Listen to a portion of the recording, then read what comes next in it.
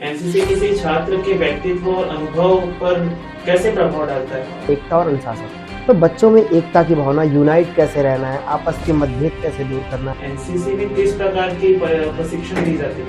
उसमें C certificate अगर धारी विद्यार्थी है तो उसको सीधे इंटरव्यू में इंक्लूड करते हैं, है ना। वार्षिक प्रशिक्षण शिविर में कौन कौन सी गतिविधियां होती है? उसके पास सी सर्टिफिकेट है तो आपको एग्जाम दिलाने के बजाय कॉमन डिफेंस सर्विस में आप सीधा क्या करेंगे, इंटरव्यू में उपयोग करेंगे। नमस्कार दोस्तों, स्वागत है आपका दिग्विजय संचार पॉडकास्ट में। आज के हमारे एपिसोड में हमारे मेहमान हैं दिग्विजय कॉलेज एनसीसी विभाग के प्रभारी श्री चिरंजीवी पांडे सर, जिन्होंने अपनी मेहनत, प्रेरणा और अनुशासन से ना जाने कितने कैडेट्स को उनको नई दिशा दिखाई है। तो चलिए आज के इस पॉडकास्ट को हम शुरू करते हैं। सर, हमारे श्रोताओं के लिए सबसे पहले मैं आपसे ये पूछना चाहूँगा कि एनसीसी क्या है और उसका मुख्य उद्देश्य क्या होता है? एनसीसी क्या है और उससे पहले हमको जानना चाहिए कि क्यों है। ठीक है, चलिए अब इसके बारे में हम बात करते हैं। एनसीसी को हम जनरली सामान्य भाषा में बोलते हैं नेशनल कैडेट कोर बोल देते हैं या कॉर्प्स बोल देते हैं। एक्चुअली क्या हुआ, जब सेकेंड वर्ल्ड वॉर हुआ उस समय इतनी ज़्यादा जो है सेना में जो लोगों की कमी पड़ी, तो उसके लिए पूरी वर्ल्ड वाइड एक थॉट आई कि कहीं इसके लिए हमको एक दूसरी पंक्ति या सेकेंड सीरीज ऑफ फाइट के लिए अपने लोगों को तैयार करें। तो उसके लिए इस समय बात छिड़ी। और फिर जब 1925 में जब अंग्रेजों का शासन था उस समय फिर स्कूलों में इसके लिए एक सर्विस चालू हुई, यूटीसी बोलते हैं इसको, यूनिवर्सिटी बोल सकते हैं कि ट्रेनिंग कॉर्प्स हमने चालू किया। तो उसमें क्या हुआ, बच्चों को बेसिक जो आर्म्स ट्रेनिंग जो है, सेना की जो ट्रेनिंग होती है जिसमें अपन जनरली जानते हैं परेड कैसे करना है, फायरिंग का, क्राफ्ट को रेडी करना, छुपाना, ये जो बेसिक ट्रेनिंग होती है जो हम जनरली डिफेंस के सेक्टर्स में देखते हैं, वो सारी चीजें ट्रेनिंग जो है वो चालू की। फिर उसके बाद जब आज़ादी के बाद 1948 में इसके लिए एक कमेटी आई और एक पर्टिकुलर बिल आया। उस बिल के तहत क्या किया, इसको एक कमेटी बनी। कमेटी का जो हेड था एक्चुअली में उसका नाम हुंड्रू थे। ठीक है, तो पंडित हृदयनाथ हुंड्रू सर थे। तो उनकी अध्यक्षता में एक कमेटी बनी और 1948 के बाद इसको एक बिल से नेशनल कैडेट कोर नाम हमारे कंट्री में दिया गया। जब ये नाम दिया गया उसके बाद इसमें बहुत सारी पॉलिसीज और ये अंडर क्या बोल सकते हैं फोर्स काम करती है। मतलब जैसे हम तीनों सेना का हेड जो होते हैं वो राष्ट्रपति होते हैं। तो हमारे बेसिकली तीन है, एयर फोर्स है ना, और नेवल है, और अपना एक क्या बोल सकते हैं जो एयर फोर्स, और एक थल सेना या फिर बोल सकते हैं आर्म फोर्सेस बोल सकते हैं उसको हम लोग। तो उन सेना के जो अधीन ही ये काम करता है, उनके जो डेपुटेटेड जो बोल सकते हैं अधिकारी है वो यहाँ आके इसको कोऑर्डिनेट करते हैं। सर, मैं और आपसे यह जानना चाहूँगा, या अगला सवाल ये है कि एनसीसी किसी छात्र के व्यक्तित्व और अनुभव पर कैसे प्रभाव डालता है? ठीक है, एनसीसी की हम बात करते हैं तो इसका मूल आधार जैसा कि हम जानते हैं कि बच्चों को सेना के लिए तैयार करना होता है। सबसे सीधी बात, ये सारे शैक्षणिक संस्थाओं में चलता है, लेकिन उसके साथ इसमें बहुत सारी चीजें और होती हैं। पहला होता है अनुशासन। सबसे बेसिक चीज आप देखेंगे कि जो हमारा जो मूल मंत्र है उसमें एकता और अनुशासन लिखा है। आप जब पढ़ेंगे एनसीसी के मेन जो थीम है हमारी वो है एकता और अनुशासन। तो बच्चों में एकता की भावना, यूनाइट कैसे रहना है, आपस के मतभेद कैसे दूर करना है, वो सारी चीजें होती हैं। और डिसिप्लिन, एनसीसी में डिसिप्लिन सबसे बेसिक है। अगर आप में डिसिप्लिन नहीं है तो रोज बच्चा जो है वो उसके लिए पनिश होता है जब तक वो अनुशासित नहीं हो जाता। तो बच्चों में अनुशासन भी हम डेवलप करते हैं। और तीसरा इसमें होता है चरित्र निर्माण, कि एक हमारी जो मूल शिक्षा है उसका अगर हम मूल उद्देश्य देखते हैं तो होता है चरित्र निर्माण, कि छात्रों में चरित्र जो है निर्माण वो कितने अच्छे से हम कर सके। तो एनसीसी का इसमें बेसिक इंपॉर्टेंस यही है कि हम बच्चों में कैरेक्टर भी डेवलप करते हैं, उनमें एकता, अनुशासन और साथ में सामाजिक जो बोल सकते हैं उनका समर्पण और देश के प्रति राष्ट्रभक्ति की भावना जो है वो प्रेरित करना हमारा इसमें मूल उद्देश्य। सर, इसी में आगे क्रम में पढ़ते हुए मैं ये जानना चाहूँगा कि एनसीसी में किस प्रकार की प्रशिक्षण दी जाती है? प्रशिक्षण मूलतः 3 होते हैं। पहला होता है एटीसी बोलते हैं हम लोग, जो एनुअल ट्रेनिंग कैंप्स बोलते हैं। दूसरा होता है आरडीसी। आरडीसी कैंप हम बोल सकते हैं जो अपना गणतंत्र दिवस का जो होता है उसको बोलते हैं आरडीसी परेड बोलते हैं। उसके लिए बच्चे प्रिपेयर होते हैं। और तीसरा होता है यूथ जो एक्सचेंज वाले जो कैंप्स होते हैं, जो फॉरेन के बच्चों के साथ इंटरेक्ट करते हैं, तो उसमें बच्चों का इंटरेक्शन बढ़ता है, तो कहीं ना कहीं उनकी पर्सनालिटी डेवलप हो, उसके लिए रहता है। तो पहले हम बात कर लेते हैं थोड़ा सा एटीसी कैंप, जो एनुअल ट्रेनिंग कैंप्स होती है। उसमें बच्चों को बेसिक, जैसे हम ड्रिल कराते हैं, अर्ली मॉर्निंग में उठा के ड्रिल कराना, ड्रिल के बाद उनको जो हो सकते हैं आर्म्स को कैसे पकड़ना है, फायरिंग की भी प्रैक्टिस बच्चे उसमें करते हैं। साथ में उसमें बच्चे जो है फायरिंग के साथ जो क्राफ्ट होते हैं उनको कैसे लगाना है, आर्म्स के टेंट कैसे लगाने हैं। इसके अतिरिक्त इसमें आपदा का भी है, मतलब जैसे इंस्टेंट कहीं फायर हो गया, आग लग गई है, तो उनको आग कैसे बुझानी है, कोई डूब रहा है तो बचाना कैसे है, तैरना कैसे है, ये सारी बेसिक चीजें भी उस एटीसी कैंप में इंक्लूडेड रहती है। और गणतंत्र दिवस के लिए तो आप लोग जनरली जानते हैं कि जो आरडीसी का परेड होता है वो राष्ट्रपति के लिए, प्रधानमंत्री के लिए होता है, तो उसके लिए बेसिक ड्रिल जो है बच्चे वो उसमें सीखते हैं। सर, मेरा अगला सवाल ये है कि वार्षिक प्रशिक्षण शिविर में कौन-कौन सी गतिविधियां होती है? ठीक है, गतिविधियों की बात करें तो सुबह से चालू चालू होता है।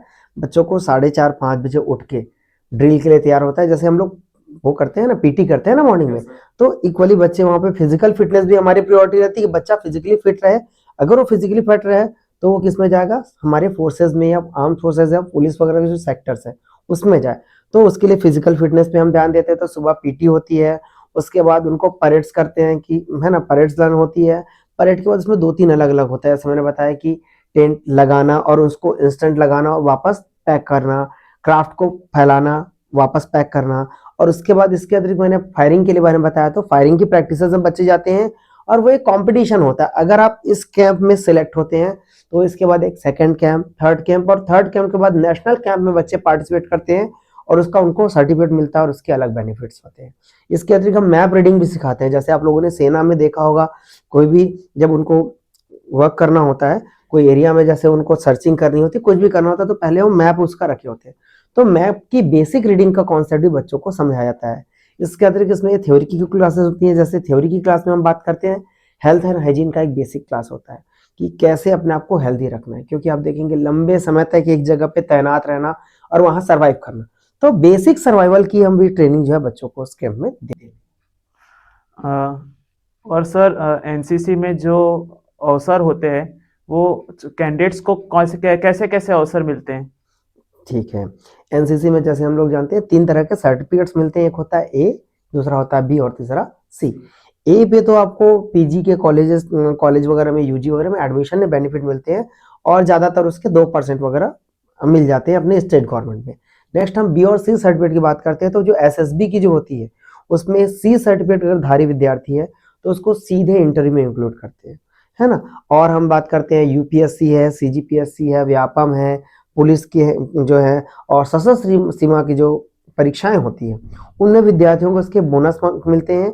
और बोनस अंक अलग अलग परीक्षाओं में 2 से 5% तक होते हैं। जनरली हम देखते हैं तो बी सर्टिफिकेट का आपका 10 नंबर, सी सर्टिफिकेट का 15। और इसके अतिरिक्त बच्चा अगर आरडीसी में जाता है, मतलब आरडीसी में जाना हर एनसीसी कैडेट्स के लिए गौरव की बात होती है। तो हालांकि उसमें चयन बहुत सीमित है, सीमित विद्यार्थियों को मौका मिलता है, लेकिन उसमें जो जाता है उसको 20% तक बेनिफिट मिलता है आर्म फोर्सेस में सिलेक्ट होने के लिए। इवन आप स्टेट पुलिस में जो पुलिस की जो भर्ती होती है उसमें भी आप बी या सी सर्टिफिकेट धारी हैं तो आपको बोनस अंक मिलेगा। 10 से 20% आपको उसमें बेनिफिट मिलता है। कोई भी प्रतियोगी परीक्षा भी होगी तो भी उसकी फिजिकल में उसको मिल जाता है 20% तक का अंक अधिकतम। सर, जो एनसीसी के कैंडिडेट्स हैं, अगर उन्हें आगे इंडियन आर्मी उसमें जाना है या इंडियन मिलिट्री पैरा फोर्सेस में जाना है, तो उन्हें क्या बेनिफिट्स मिलता है अगर वो एनसीसी के स्टूडेंट्स हैं तो?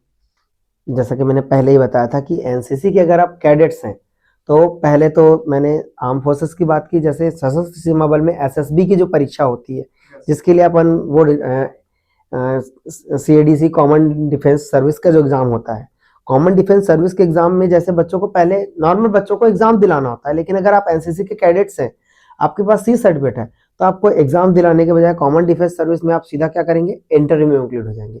और इंटरव्यू में इंक्लूड होने के बाद भी उसको बोनस अंक मिलता है।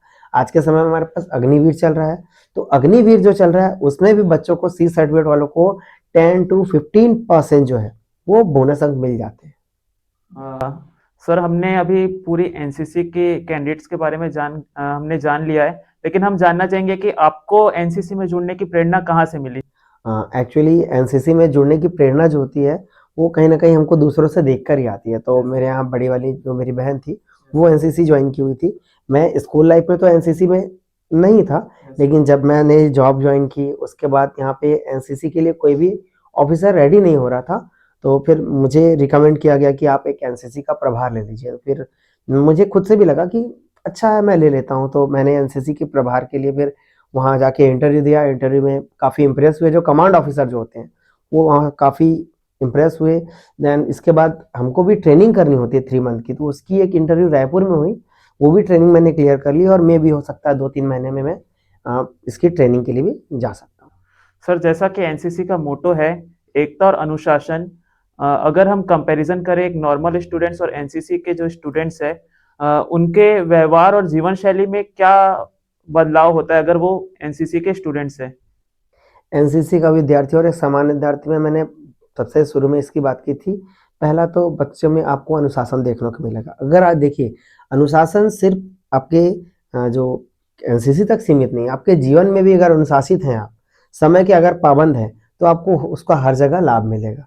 तो चरित्र की बात करते हैं तो अनुशासित जीवन और आपका सामाजिक जो मेल-जोल है, वो भी काफ़ी अच्छा होता है एनसीसी कैडेट्स का। दूसरी बात उनमें मैंने वो जैसे बताया कि हम देशभक्ति की भावना भी प्रेरित करते हैं। मतलब एक सामान्य व्यक्ति हो सकता है, कोई परेशान व्यक्ति है, किसी की मदद है तो वो उसको नज़रअंदाज कर सकता है।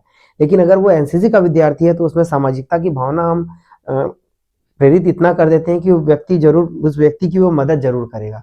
तो उसका एक सामाजिक मतलब मनुष्य एक सामाजिक प्राणी है, लेकिन फिर भी हम देखते हैं कि सामाजिकता आजकल बहुत कम देखने को मिल रही है। लेकिन आप एनसीसी के विद्यार्थियों में देखेंगे कि उनमें सामाजिकता काफ़ी हद तक ज़्यादा रहेगी, सामान्य विद्यार्थियों की तुलना में। सर और अगर हम उम्र की बात करें तो आपके हिसाब से सही उम्र क्या है जिसे एक छात्र को एनसीसी में आना चाहिए या जुड़ना चाहिए?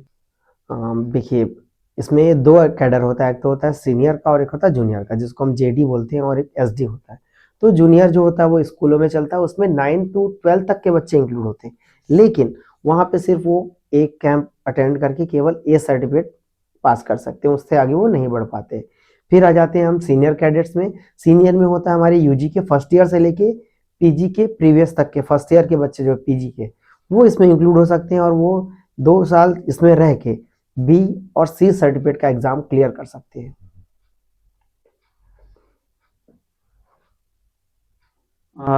सर जो एनसीसी के छात्र होते हैं उनके मन में अनुशासन और राष्ट्र की भावना विकसित की जाती है, क्या ये सच है? बिल्कुल, हमारा मूल उद्देश्य यही है कि हम उस बच्चे को सेना के लिए उनका ओरिएंटेशन करें, मतलब उनको सेना में जाने के लिए ही प्रेरित करते हैं हम। मतलब एक सैनिक जितनी ट्रेनिंग लेता है, उसका लगभग 70% एक NCC cadet as a NCC cadet रहते हुए कर लेता है। तो सेना में जाने का उसका मूड या बोल सकते हैं रुझान वो काफ़ी हद तक बढ़ जाता है और आप देखेंगे कि एनसीसी के अधिकतर बच्चे आपको सेना में जाते हुए या सेना में जॉब करते हैं। हमारे महाविद्यालय से भी बहुत सारे विद्यार्थी सेना में आज के समय में अपनी सर्विसेज दे रहे हैं। सर और अभी जैसे कि न्यू एजुकेशन पॉलिसी आई है, हाँ। तो उसमें एनसीसी के लिए क्या-क्या बदलाव किए गए हैं या क्या-क्या नियम आए हैं? न्यू एजुकेशन पॉलिसी हालाँकि एनसीसी को ज़्यादा डिस्टर्ब तो नहीं करता, लेकिन इसको हमने अब न्यू एजुकेशन पॉलिसी में पहले एनसीसी एडिशनल था, तो अभी भी वो उसी तरह ही काम करता है। वैल्यू एडेड कोर्सेज़ की तरह बच्चे जैसे पहले भी एनसीसी लेते थे, वैसे ही वैल्यू एडेड कोर्सेज़ के रूप में एनसीसी है। बच्चे एडिशनली अपने सामान्य एजुकेशन के साथ एडिशनली एनसीसी लेते हैं और वैल्यू एडेड कोर्स के रूप में उसका पढ़ते हैं। सिलेबस उसका जैसे एग्ज़ाम जनरली दिलाते हैं बाकी सब्जेक्ट का, वैसे ही दिलाते हैं और उसका बेनिफिट बच्चों को उनके क्रेडिट में एडिशनल मिलता है। Yes sir. एनसीसी में जो युवा है वो राष्ट्र निर्माण और सामाजिक गतिविधियों में किस प्रकार का अपना योगदान प्रदान करते हैं? तो एनसीसी के हमारे कैडेट्स हैं। राष्ट्र निर्माण में तो हमने पहले ही बताया, राष्ट्र निर्माण में हर एक विद्यार्थी भागीदार है पहली बात तो। बात करते हैं हम एनसीसी के कैडेट्स की तो उनका तो रुझान उसमें ज़्यादा होता है। तो वो उनमें सबसे पहले ये बात रहे कि हम देश सेवा करें और देश सेवा करने के लिए उनको पहला ऑप्शन नज़र आता है कि सेना हमको जॉइन करनी है। तो लगभग हमारे जो बच्चे होते हैं वो सेना के लिए ही क्या करते हैं एनसीसी को जॉइन करते हैं और जॉइन करने के बाद पहले दिन से हम उनको बताना यही चालू करते हैं कि आपका उद्देश्य क्या है, डिफेंस के सेक्टर में ज्वाइन करने का है, तो आप एनसीसी लीजिए। अगर नहीं भी जाना है तो आप अनुशासन चाहते हैं, अपने जीवन को बेहतर करना चाहते हैं सामान्य से, तो आप एनसीसी ज्वाइन करिए। तो उसके बाद सामाजिक की बात करते हैं तो हमने पहले बताया, इवन आप देखेंगे कि एक्स एनसीसी कैडेट्स है, उनका भी एक क्लब है, और वो एक्स एनसीसी कैडेट्स जो है वो ब्लड डोनेशन कैंप, वृक्षारोपण का कार्यक्रम, मतलब एनसीसी से बाहर निकल जाने के बाद भी विद्यार्थी सामाजिक जो है समाज जो बोल सकते हैं समाज सेवा का काम वो लगातार विद्यार्थी कर रहे हैं। अभी भी जो हमारा एनसीसी डे का प्रोग्राम होता है तो उसमें एनसीसी क्लब में जो एक्स एनसीसी जो कैडेट्स हैं वो इसमें जुड़ते हैं। साथ में आप देखेंगे कि जो हमारे एक्स एनसीसी कैडेट्स हैं वो हमारे नए जो रिसेंट के कैडेट्स हैं उनको आके ट्रेनिंग भी देते हैं। तो समाज सेवा से साथ कर देश राष्ट्र निर्माण में उनका पूरा तरह से जो है रुझान जो है बच्चों का रहता है, और वो राष्ट्र निर्माण में अपना पूरा योगदान देने की कोशिश करते हैं विद्यार्थी। सर लेकिन एनसीसी में जो छत्तीसगढ़ है उसकी स्थिति क्या है, अगर आप हमें बता सके तो। देखिए, अगर हम बात करते हैं एनसीसी में स्थिति की, तो देखिए एनसीसी के एक्चुअल में जो वो है कमांड सेंटर्स की बात करते हैं लगभग, तो लगभग 700 यूनिट्स हैं पूरी इंडिया में, ठीक है, एक्सक्लूडिंग नेवल और एयरफोर्स की यूनिट, ठीक है। अगर हम नेवल की बात करें तो नेवल के 70 यूनिट्स और एयरफोर्स के 46 के आसपास हैं यूनिट्स। तो हमारे यहाँ भी पहले यूनिट्स नहीं था, हम दुर्ग यूनिट के अंदर काम करते थे। यूनिट का जो हेड होता है उसको हम बोलते हैं कमांड ऑफिसर, ठीक है। कमांड ऑफिसर का हेड जो होता है वो रीजनल कमांड ऑफिसर होता है। उसके ऊपर जो ब्रिगेडियर लेवल के जो ऑफिसर्स होते हैं वो महानिदेशक जो है वो स्टेट लेवल में काम करते हैं, और नेशनल लेवल पे भी इसके महानिदेशक होते हैं। अभी तो गुरबीर सिंह जी हैं जो एनसीसी के अभी यहाँ पे महानिदेशक हैं हमारे देश में। तो हमारे यहाँ लगभग 12 जो एनसीसी के जो यूनिट्स हैं वो एक्टिव है, उसमें नेवल भी एडिशनल है। तो स्थिति हमारे यहाँ अच्छी है और बेहतर हो सकेगी भविष्य में जब इसमें हम ध्यान देंगे तो। सर इसी क्रम में आगे बढ़ते मैं ये जानना चाहूँगा कि जो हमारा कॉलेज है दिग्विजय कॉलेज, वहाँ एनसीसी की स्थिति कैसी है। दिग्विजय कॉलेज हमारे जिले में लीड करता है एनसीसी में। अभी हम 38 एनसीसी बटालियन के अंदर आते हैं राजनांदगांव में जो है, तो लीड करता है। इसका मतलब ये समझिए कि पूरे डिस्ट्रिक्ट में, इवन आसपास के जितने डिस्ट्रिक्ट आप कंपेयर कर लीजिए, जो हमारा जोन है उस जोन में सबसे ज़्यादा कैडेट्स हमारे यहाँ 160 कैडेट्स हैं। आरडीसी में देखिए कैंप में हमारे बच्चे लीड करते हैं। इवन जब भी एनसीसी रिलेटेड कोई भी कंपटीशन होता है आपको दिग्विजय कॉलेज के बच्चे उसमें लीड करते हुए दिख जाएंगे। तो हर साल हमारे बच्चे आरडीसी के कैंप में भी जाते हैं हर साल। सर दिग्विजय कॉलेज के जो एनसीसी है जो कैडेट्स है उनकी कुछ अचीवमेंट्स अगर आप हमें बता सके तो। अचीवमेंट मैंने पहले ही आपको बताई थी, मोर देन, अभी तो मतलब मैं नया हूँ तो मुझे पूरी शायद जानकारी ना हो, लेकिन रिसेंट 5 ईयर्स की अगर मैं देखता हूँ मोर देन 70 स्टूडेंट जो है वो डिफेंस सेक्टर में वर्क कर रहे हैं हमारे बच्चे। और इसके अतिरिक्त वो स्टेट गवर्नमेंट में, पुलिस में भी अपनी सेवा दे रहे हैं हमारे भूतपूर्व विद्यार्थी, और भी समाज में अलग अलग समाज सेवा में, राजनीति के क्षेत्र में भी अलग अलग काम हमारे कैडेट जो है वो कर रहे हैं। सर एनसीसी जो है वो काम किसके अंदर करता है और उसका बजट कहाँ से आता है। ठीक है, जैसा कि मैंने शुरू में आपको बताया कि एनसीसी संसद में इसके लिए बिल आया और हमने फिर अप्लाई कर दिया, क्योंकि पहले ही ब्रिटिशर्स का किया हुआ था 1925 में। जब हमारे यहाँ अप्लाई हुआ तो इसको रक्षा मंत्रालय के अंदर ले लिया। अब रक्षा मंत्रालय हम जानते हैं तीनों सेना है, तो त्रिस्तरीय जो सेना है उसके अंदर के जो स्टाफ है वो इसमें डेपुटेशन में आते हैं। प्रतिनियुक्ति शायद आप लोग को जानते होंगे, प्रतिनियुक्ति मतलब सेना के अधिकारियों को एनसीसी में हम अपॉइंट करते हैं, तो प्रतिनियुक्ति में आते हैं उनके लिए हम इसके लिए पीआई स्टाफ वर्ड यूज करते हैं। मैंने आपको बताया था कि महानिदेशक होते हैं, स्टेट लेवल पे ब्रिगेडियर लेवल होते हैं, और हमारा जो क्या बोल सकते हैं जो बटालियन है जो उसमें तो कमांड ऑफिसर उसमें काम करते हैं, और उसके अंदर पीआई स्टाफ भी होती है, और वो स्टाफ जो होती है वो ट्रेनिंग में कैंप देती है। नेक्स्ट हम बात करते हैं बजट की, तो रक्षा मंत्रालय का जो बजट होता है उसमें एनसीसी के लिए ही सेपरेट बजट होता है, और उस बजट से बच्चों को ड्रेस, शूज, ट्रेनिंग के दौरान जितने भी खर्च आते हैं, मतलब इतने बड़े बड़े हम कैंप ऑर्गेनाइज करते हैं तो उसका जो भी बजट होता है वो पूरा जो है वो केंद्र सरकार की रक्षा बजट से ही हमको प्राप्त होता है, और उससे वो पूरा चलता है हमारा सिस्टम एनसीसी का। सर जैसे कि एनसीसी कैंप्स गवर्नमेंट कॉलेजेस में है, लेकिन आपको नहीं लगता कि ये बहुत से private schools and private colleges में होना चाहिए ताकि वहाँ के जो स्टूडेंट्स हैं वो भी इंस्पायर और मोटिवेट हो सके। प्रश्न आपका अच्छा है। बहुत सारे प्राइवेट कॉलेजेस इसके लिए डिनाई कर देते हैं क्योंकि मैनेजमेंट का इशू रहता है, और उनको लगता है कि कहीं ना कहीं हमको इससे हार्म होगा। सर, हमारे श्रोताओं में से भी कुछ छात्र ऐसे होंगे जो एनसीसी में जुड़ना चाहते हैं, तो उनके लिए आप क्या संदेश देंगे? देखिए, एनसीसी में जुड़ना तो मेरे हिसाब से सभी विद्यार्थियों के लिए सौभाग्य की बात होनी चाहिए। पहले तो एनसीसी में लोगों का रुझान कम था, लेकिन आज की स्थिति में हम देखते हैं तो कंपटीशन बहुत है। मतलब पहले एनसीसी के लिए बच्चों को जबरदस्ती हमको बोलना पड़ता था कि आप एनसीसी में एडमिशन ले लीजिए। अभी की स्थिति ऐसी है कि लाइन लगी रहती है, हमको छटनी करनी पड़ती है। तो मतलब आप फिजिकली फिट हैं और आपको लगता है कि आप देश के लिए कुछ करना चाहते हैं, और ये भी नहीं लगता, आपको लगता है कि नहीं, मुझे फिजिकली फिट रहना है और मुझे अपने देश के लिए कुछ करना है। अगर इतना भी आपको अंदर में जुनून है तो आप एनसीसी ज्वाइन कीजिए, और ज्वाइन करके एनसीसी में आइए और एकता और अनुशासन का जो है वो पाठ आप सीख सकते हैं एनसीसी ज्वाइन कर। थैंक यू सर, आज अपने अपने शेड्यूल में से हमारे पॉडकास्ट के लिए टाइम निकाला और हमारे इस पॉडकास्ट को हमारे जो श्रोता है उनके लिए और नॉलेजेबल एंड इंटरेस्टिंग बनाया। और मुझे लगता है कि जो भी श्रोता हमें सुन रहे हैं उन्हें बहुत सारी हेल्प हो जाएगी, बहुत सारा पॉइंट्स पता चल जाएगा कि उन्हें एनसीसी में क्यों आना चाहिए और ये क्यों ज़रूरी है। ना ही केवल एजुकेशनल फील्ड में, बल्कि वो जो भी फील्ड में जाना चाहते हैं वो उन्हें सब फील्ड में बेनिफिट करेगा। थैंक यू सर, आज के हमारे इस पॉडकास्ट में आने के लिए।